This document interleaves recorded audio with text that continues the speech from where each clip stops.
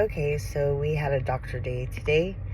I woke up really sick at about 4 in the morning, throwing up.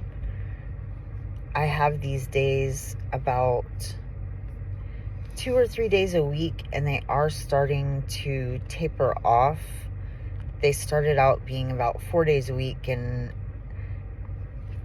now it's to where yesterday I threw up once, but I was able to go about the day pretty normally, and then today I was just completely just throwing up, completely lethargic, unable, difficult to get myself dressed and get ready to go to the doctor, and in between throwing up, just completely passed out. So I'm having these days a lot. Just getting a lot sicker and more weak. I've had a thing going on with my feet that I thought was neuropathy, but it's not exactly neuropathy, but it's a side effect of the medicine, and it's basically where the tiny capillaries in your hands and feet, when they're exposed to heat or friction, like hot water from a shower or washing dishes, or friction, the capillaries leach the drugs into the area around them. So the drug starts pooling. It hurts very bad. So I was getting to where I was having a difficult time even walking this week. It had started about 2 weeks ago, but it was getting worse and worse very rapidly, where I was having a difficult time even getting around. So we're doing some things to counter that. They said I'm on 150 milligrams of the drug, the immunotherapy drug. It can go all the way up to 300 milligrams, but they said today that for my size that I'm on a really high dose of the drug. And which I thought is what the doctor was trying to do at the beginning, was to get you on a really high dose. I think she was. So that I would have the best opportunity right. of having it work quickly, get me on a high dose. So both of the things are side effects: the excessive nausea and this hand-foot thing. Yeah, the side effect of the hand and feet. So as far as growth, the only thing I can really tell is I have one area of growth that's at an incision site that is really changing.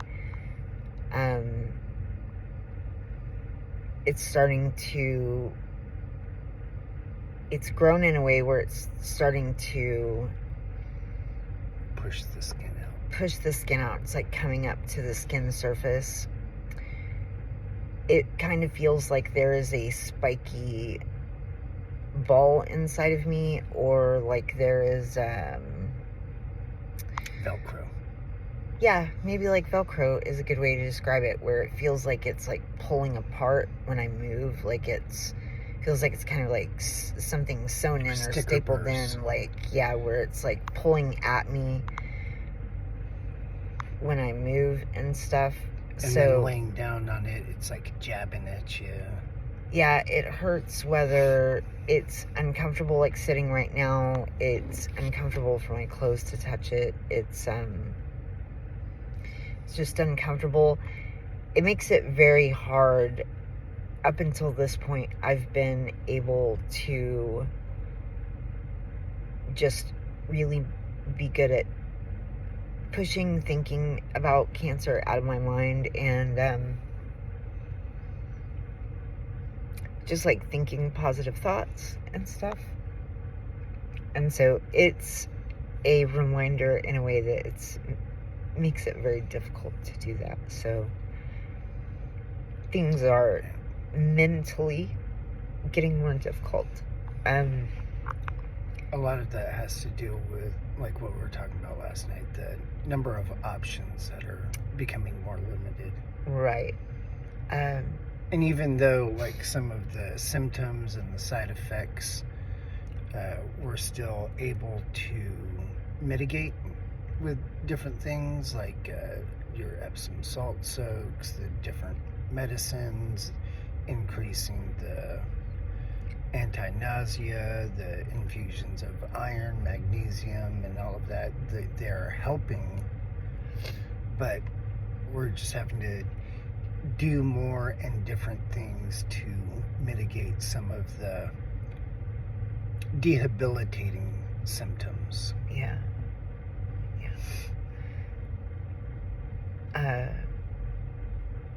And then just through this whole entire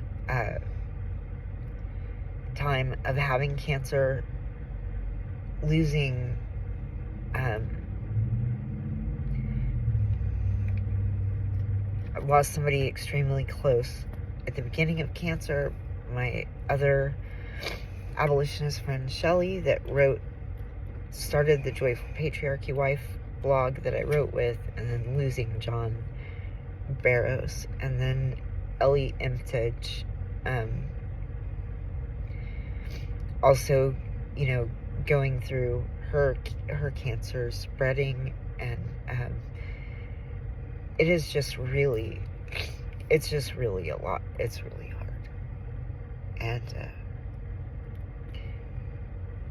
so things in that aspect, as well as like the physical difficulty that's coming, it's come with more like mental difficulty, and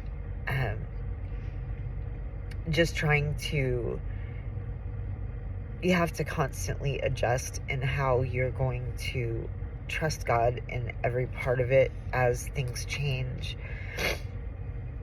And some of that deals with like time horizons and things that you, like we were talking about last night, things that we're looking forward to. Some of them are really big milestones. We've got three grandbabies coming this year. That I really want to be able to see be born. And we do have a lot of things that we're hopeful for and looking forward to, and some of them, like, to us are important, but watching the garden grow and seeing it get bigger and stuff is really important to us. It's like a daily enjoyment in our life, and it's just watching. I'm planning a trip with your mom for, what is that? That's coming up in like 5 weeks, So just like trying to really take advantage of time and, deal with the pain, deal with the not being able to be awake on whatever day it randomly pops up.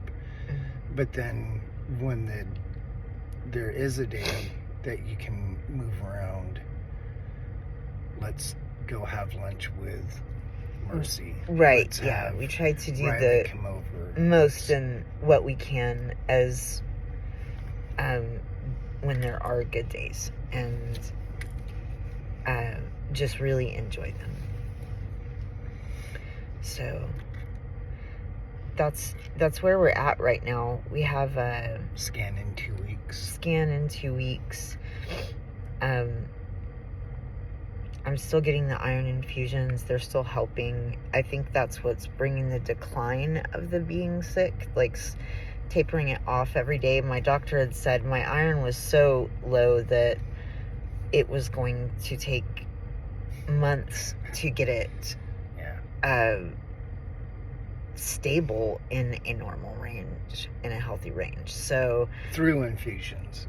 Yeah. Not just like vitamins. Yeah, she said that would never work. It would take like forever to ever stabilize me. So yeah, the pill irons are worthless in this situation for what I'm dealing with. I need a lot of prayer for appetite. I've got down to 125 pounds every time I have a sick couple of days. I lose a little chunk of weight, like a couple of pounds, and then even though I have an appetite afterwards and I'm able to eat, my volume of food intake is still pretty low. Like, my stomach is pretty small right now as far as being able to eat, and That's even so, I don't put the weight back on. So it's something that I do need prayer for, just to stay at a stable weight where I have strength in to be able to endure, and just prayer for trusting Christ and how to trust Him and navigate every single aspect of what we're faced with when we're faced with new challenges, so that we can adjust to those well and trust God. So that's it for now. Thank you. I love all of you. Thank you so much for your prayers, and God bless you.